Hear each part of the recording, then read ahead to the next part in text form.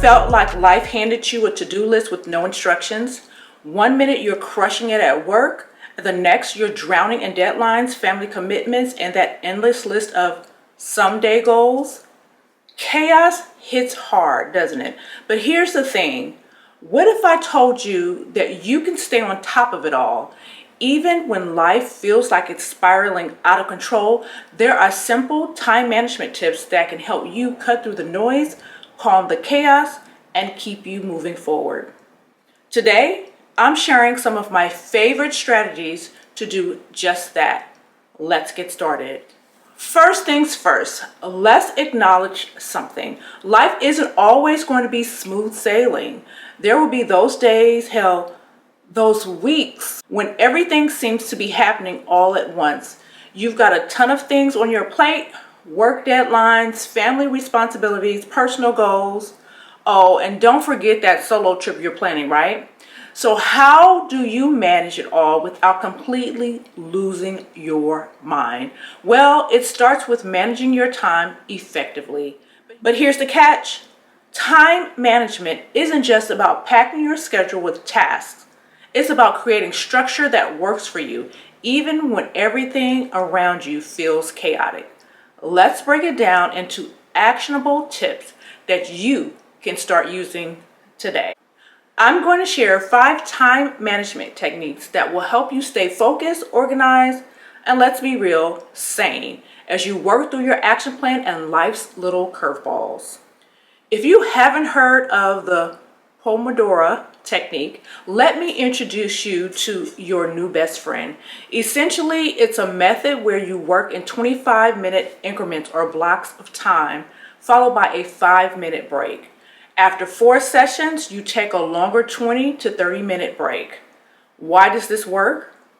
Because our brains work best in focused bursts. When you know you only have to work for 25 minutes, you can push distractions aside and really focus. And those short breaks give you time to reset and recharge. It's all about efficiency, not exhaustion. I'm an avid reader of all things self-development. I'm constantly trying to reinvent myself for the best. I think the Pomodoro technique is the best kept secret, especially for the fact that it incorporates the 25 minutes on and 5 minutes off. We tend to focus more in smaller increments. 25 minutes works for me.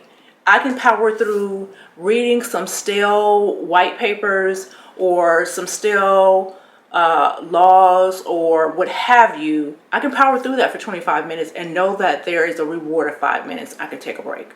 It's especially useful in that arena for me. Also for me, when I sign on to work in the morning, I make it a plan to power through 25 minutes of going through my inbox. I am not a fan of clutter, especially when it comes to my work email. My personal email is something different, but my work email, I cannot stand it when I have a bunch of emails that have been unread, whether it was because I went on vacation and now I need to get back into the swing of things, or Friday, sign off of work, and I have to come back on Monday, and I miss those emails that came in between. So the Pomodoro technique works for me. I power through my inbox, even if I don't want to, by 25 minutes, take 5 minutes, go get some water, come back, 25 minutes, take another break, and just power through whatever that task is. The same goes for my personal life. I love to read. I'm an avid reader of all things boring, whether it's history, classical literature, technical jargon, things of that nature. Sometimes I get to a point where it's so boring, I want to poke my eyeballs out. But if I set a timer for 25 minutes and I say, hey, Fancy, you got to power through this because there's some good stuff on the other end, especially if it benefits me in my workplace, I power through it. So I set the timer for 25 minutes, power through whatever it was. If I need to, set another time for 25 minutes, power through it. Amazing, amazing technique that I think that you will benefit from. Now, let's be honest, there's always that one task that you're avoiding, right? The one that seems to be the hardest or the most unpleasant. Well, eat that frog or eat the frog method is simple. Do the hardest task first. Get it out of the way and everything else feels like a breeze. The key is identifying that one big task that's been stressing you out and tackling it first thing in the morning when your energy is highest.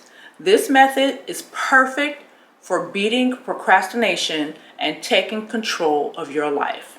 I learned this technique, do the hard things first, in a book called Eat That Frog. Eat That Frog was a very short read for me, but it was very beneficial. It was packed with little nuggets that I carry with me to this day.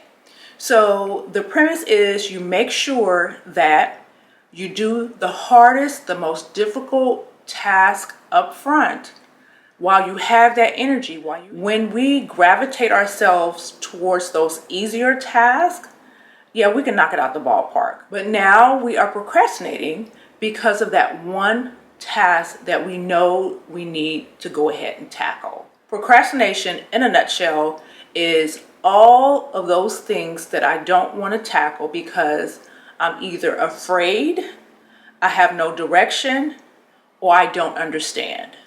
So if we put those things up first, which are our harder tasks, we put those up front, we knock out all the research, we ask the questions, we connect with our colleagues, we network, we Google whatever we need to do in order to get it accomplished, we do it up front. We know how to do all of those tasks that we do on a constant basis, but it's that one task that maybe we're afraid of that we tend to put on the back burner.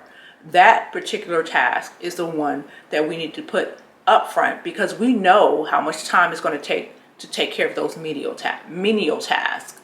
It's that hard task that always gets us, that creates the procrastination. Now, time blocking. Time blocking is like giving your day a schedule makeover. You break your day into blocks of time, each dedicated to a specific task. For example, you could block out your mornings for deep work like job applications or writing that blog post. And then in the afternoons, you block off that time for meetings or more administrative tasks. Time blocking works because it helps you stop multitasking and start focusing on one thing at a time. Your brain loves the structure and the routine, so give each task its own block of time and stick to it. Distractions. We all have them. Social media, email, and maybe the sound of a lawnmower outside. It's all too easy to lose focus, but here's the trick. Limit distractions before they have a chance to get you off track. Start by setting boundaries for yourself. If you're working on something important, put your phone on Do Not Disturb. Close any unnecessary tabs in your browser and let your family know you need some quiet time. For my solo travelers out there, I recommend using this tip when you're planning your next adventure. Block out specific times for researching your destination without any interruptions. At the end of each week, spend 10 minutes reviewing what you accomplished and adjusting for the next week. This can be as simple as a quick checklist of what went well, what didn't, and where you might need to refocus. The beauty of this tip is that it always allows you to track your progress and keep your goals in sight. Plus, it's a great way to make sure you're not burning out by overcommitting or neglecting tasks. Okay, so now you have 5 time management techniques to implement during chaos. These aren't just quick fixes, they're habits that, if practiced consistently, will help you stay on track, even when life gets unpredictable. And now, it's your turn. Here's your action step for today. Choose one of these time management techniques and apply it to your day or your week, whether it's setting your timer for a Pomodoro session or blocking out your calendar for deep work. Just start with one and see how it feels. And I want to hear from you. Drop a comment below with which time management tip you're going to try this week. I'd love to know how you're keeping your focus during times of uncertainty.